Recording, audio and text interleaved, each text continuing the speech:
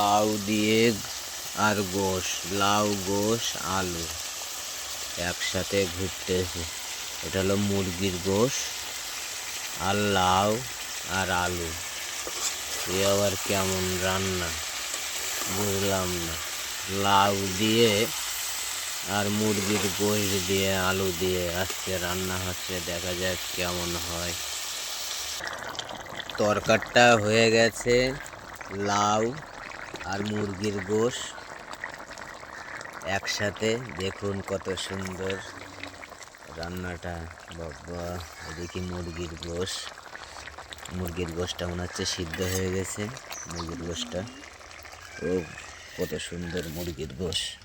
এটা খেতে হবে, খেতে খুব সুন্দর সুস্বাদু, গরম গরম।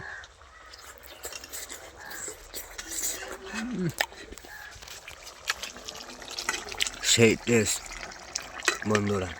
লাউ মুরগির গোশ আলু।